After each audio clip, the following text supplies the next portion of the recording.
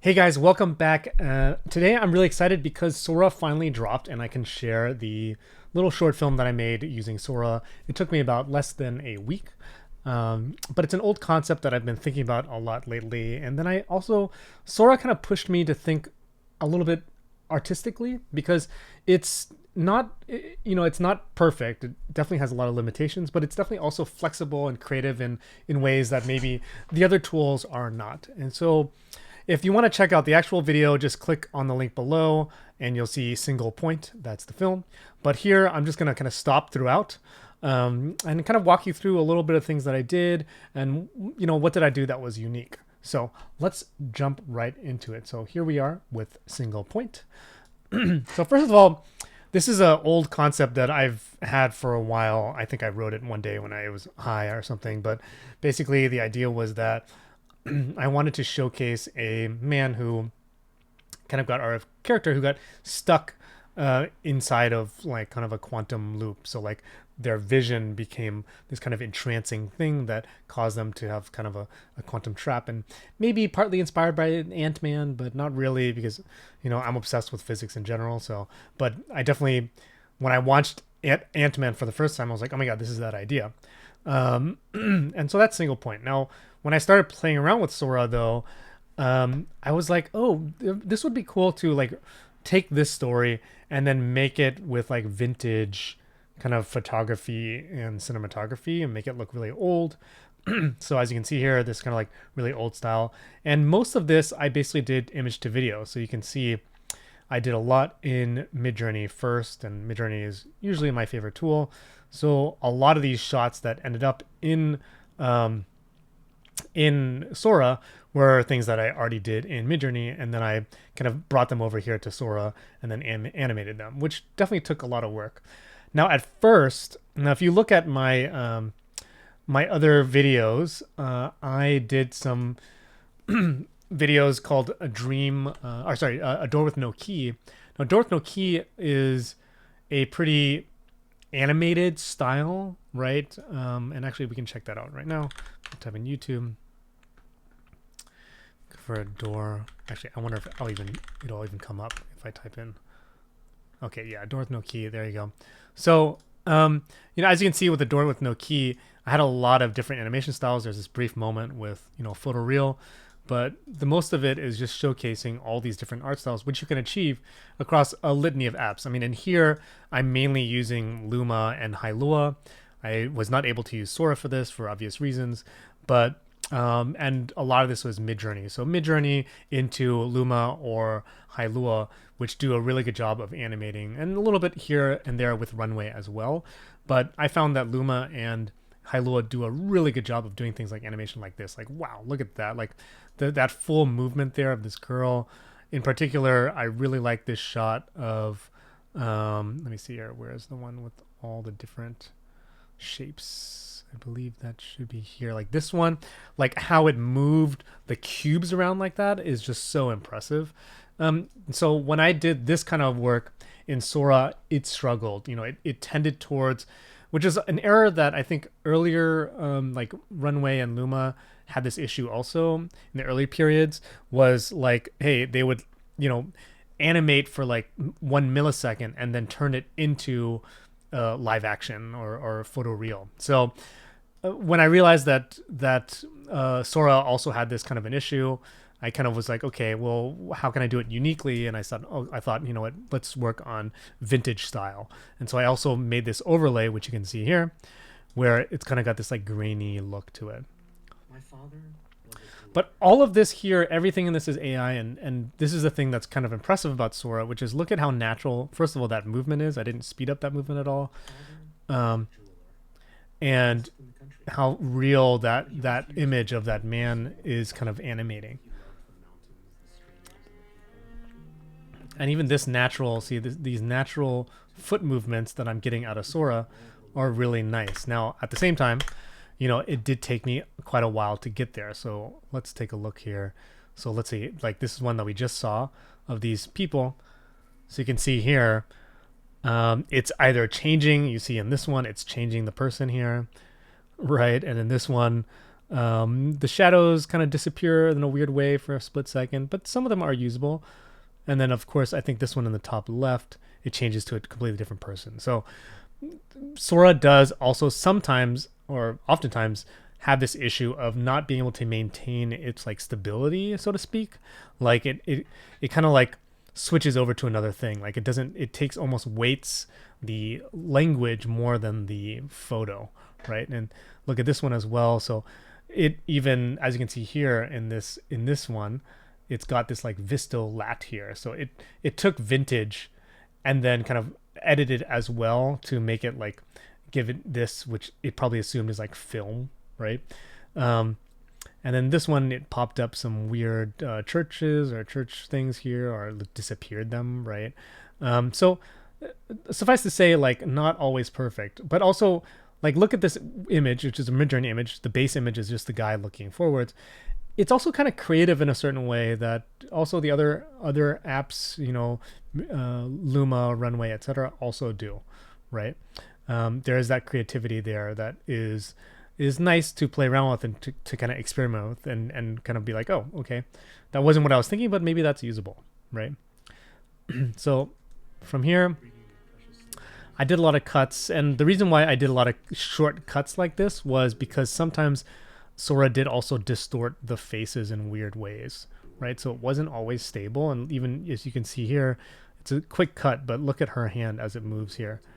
It kind of moves out of nowhere, right?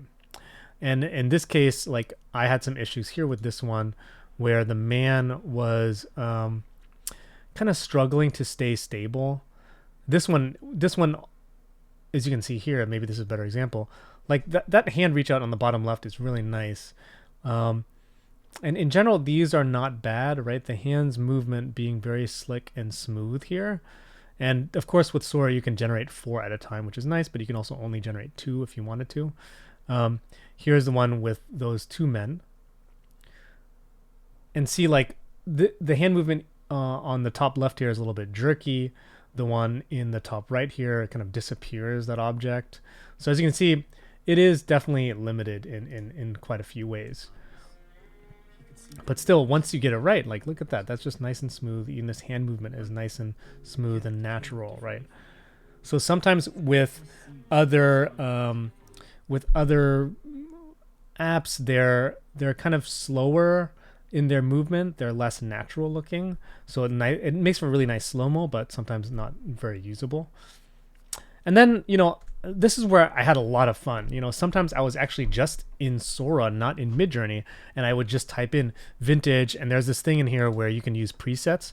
So here, if you, oh yeah, this is of course the media arrangement, but here there's presets, and I can create a preset by uploading a photo. So I can go in here and manage, and I can create a new preset and how it appears, and I can upload a photo here. And so I uploaded one of my nice vintage photos, and I created this vintage old photo, and it generated this preset here. So it says here like theme, color, camera, film stock, etc. So it created this. I didn't write this. I could write it if I wanted to, but all I did was upload a photo, and it understood that. And then I was back to Sora just generating straight text to video and getting some really cool imagery. And I was just saying, hey, look, like I want to, like in this one in particular, right?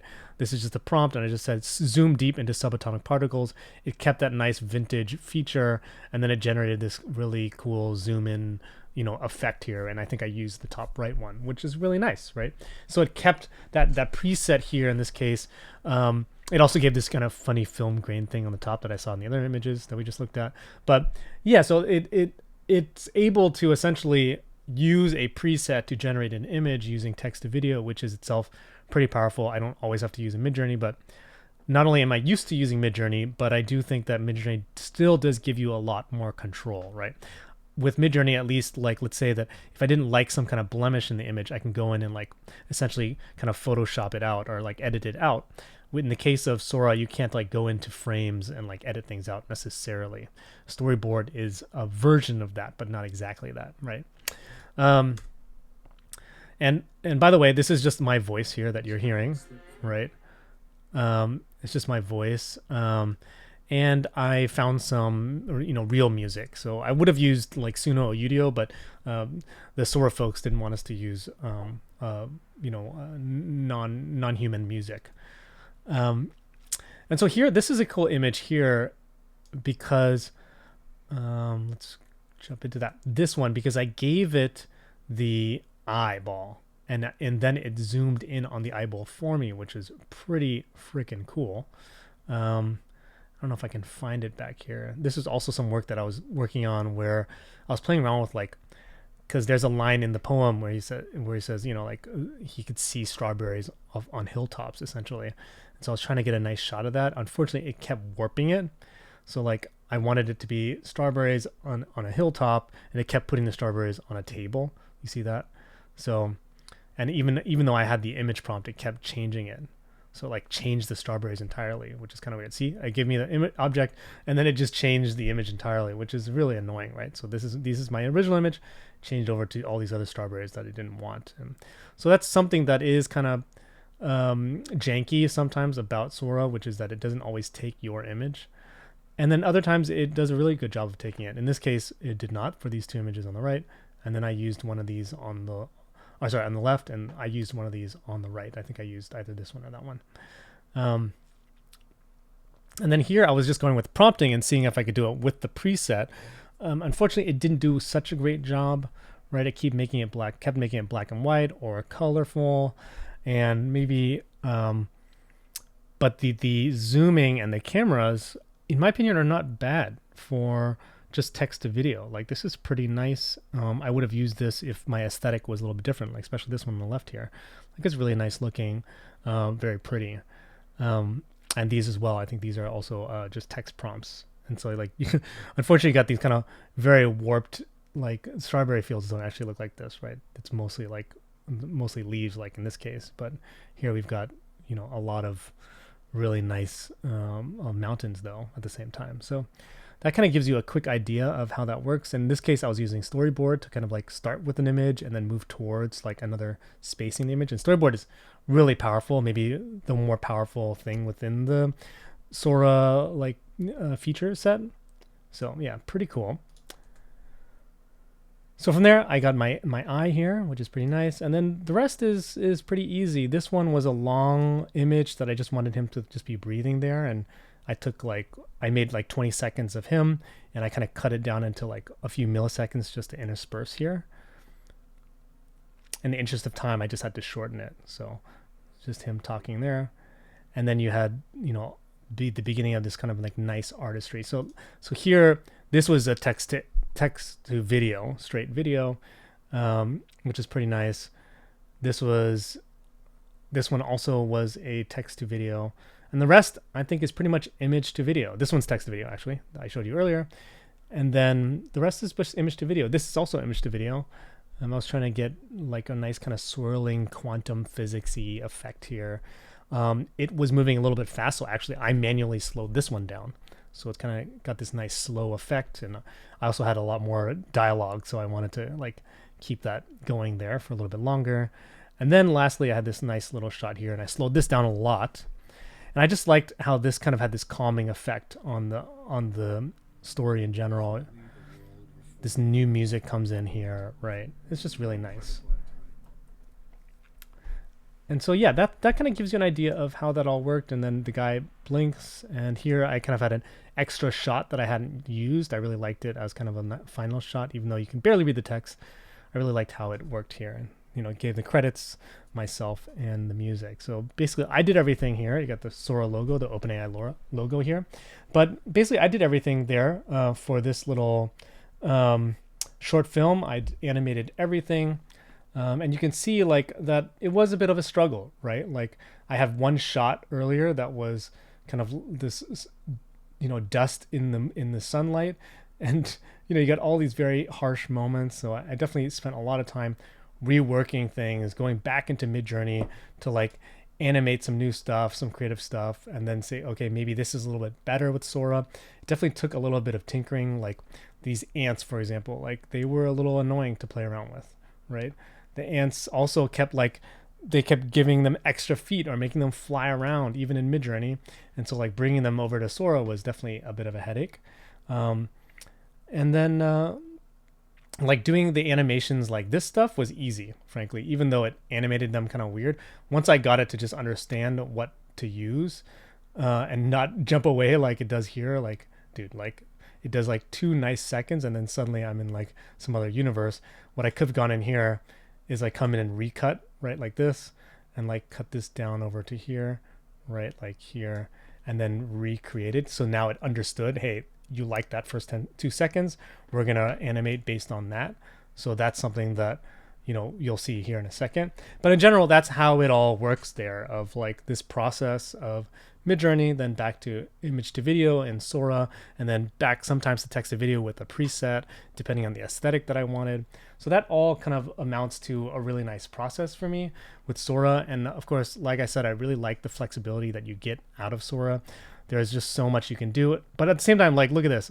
I think I mentioned this in another video that, like I'm trying to get this one cube to animate nicely, and it's just insane. And I've prompted this, I don't know how many hours, just to get this one girl walking through a garden with a rotating cube. It's tough, right? And so I either have to go back to the drawing board with Midjourney, or I have to, go into Sora and get really really granular with the storyboard, which is itself kind of it's a little janky. It's a little hard to play around with sometimes. Anyway, let's see how this one just animated, just so you can see how it's like live. There you go. So what I did was I prompted I kept this first blurry, so you can see this gray blur here. That's the first 2 seconds that I liked. Now it's going to animate based on that. So let's see. These are the first 2 seconds. And so let's see, there you go. So it understood that this is the kind of style that I wanted to keep, and it just kind of moved through it, which, hey, I should have used this. It was really nice. So yeah, that gives you an idea of how Sora works and how I achieved this short film in such a quick period of time, single point. So, let me know if you have any questions about how all that worked. I mean, it's definitely something that I played around with a lot for the last few months in the alpha program, but there's always more to learn here and play around with. But I can now do things like create music videos and short films and all of that, all under the hood of Sora, or using other workflows that I'm used to, like Midjourney and Kriya with Flux, to animate into Sora and play around from there. So I hope that gives you an idea of how it works, and I hope you guys can play with it too. I mean, it just came out, so just jump into your OpenAI account. It might be Sora.com, I believe, is where you can jump in.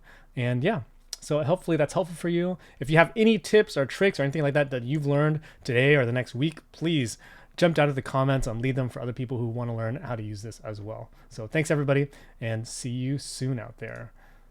Yeah, all right. And anyway, oh yeah, don't forget, check out the single point video if you haven't seen it already. Like, I'd love to hear your comments if you like it or not. I'm really proud of it. I feel like it speaks to the kind of like cosmic sci-fi that I really love. And I'll be doing a lot more of that very soon. So see you soon.